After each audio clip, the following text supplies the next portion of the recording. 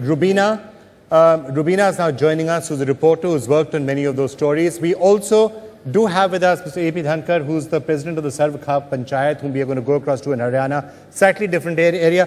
Mr. Dhankar, I'm just going to come to you in 2 minutes, but Roobina, I have to tell you that story that we saw, I'm calling it a story for lack of a better word, but it was absolutely horrifying, and I want to know what you were thinking when you were hearing people making comments like that it's okay to allow their daughter to starve to death because she's a daughter. It's okay not to give medical attention because she's a daughter.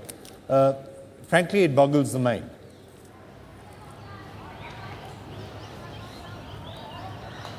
Vikram, when I started doing this story, in fact, I was not ready for this kind of, this huge thing that would unfold before me. When I have been tracking malnutrition for a very long time, in fact, for more than a decade. But gender-based malnutrition, it never occurred to me. But when we started this girl-child series, suddenly struck me to look at this matter. And the worst part is, Vikram, this infanticide that we keep talking about, daughters being put to death after being born, that has taken a new dimension, a new perspective. Like now the girls, the rich have decided to do away with girls in the womb. The poor do not have the money, so they decide that they will allow the girls to be born, but they will starve them to death, they will neglect them. And this is one perspective. Gender-based malnutrition is completely lacking in our dialogue. We always talk about female feticide, but what about passive infanticide? I talked to a lot of civil societies,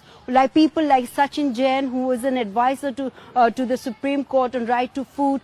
He too was taken aback, and he said that he has been tracking malnutrition in Madhya Pradesh for more than 2 decades, and he said that he too does not have statistics to deal with this matter. There has to be, as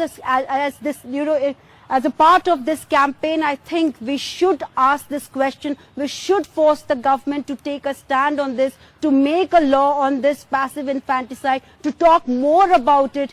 These are the girls who come to the nutrition rehabilitation center, but girls like Aksa, Madhubala, girls whom you saw in the story, they are never brought to the NRCs. What happens to them? Only the Anganwadi workers and the Asha workers have a record. But after the age of 6, do these people maintain the record? No, they become invisible. And in the local dialect, the disease is called Sukhni. Sukhni means starved to death. Wo khana nahi khai, mar gayi. Is there any attention? It catches no attention. Why? Because she died of starvation. She died of a disease called Sukhni. And this is where we need to have a law. We need to have our Women Child Development Department to talk about it, to form a legislation about it, like the way we are talking about female feticide. It's time that we start talking about passive infanticide, and it is common across Madhya Pradesh, Rajasthan, Haryana. You go across India and you see it is a reality, Vikram.